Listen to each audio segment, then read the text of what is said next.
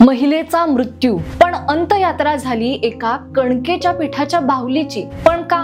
तर गोष्ट अशी आहे की भुसावळ पासून काही अंतरावर वांजोळा गावात 25 वर्षांची दीपाली चेतन तायडे पाणी भरताना विजेचा धक्का लागून मृत्युमुखी पडली। तिचा घातपात झाल्याचा आरोप माहेरच्यांनी केला। मग पोलीस आले, पंचनामा झाला, मृतदेह पोस्टमॉर्टम साठी गेला। नंतर तिच्या पार्थिवावरून वाद सुरू झाला।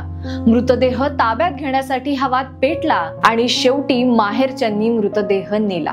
पण वांजोळा इथे सासरी अंत्ययात्रेची सगळी तयारी झाली होती, मात्र मृतदेह नव्हता। तेव्हा त्यांनी कणकेची बाहुली बनवली, त्यावर सुनेचा फोटो ठेवला आणि त्या बाहुलीवरच अंत्यसंस्कार केले। या संपूर्ण प्रकरणाबद्दल तुम्हाला काय वाटतं आम्हाला कमेंट मध्ये नक्की सांगा आणि अशाच ताज्या अपडेटसाठी सबस्क्राइब करा जबरी खबरी।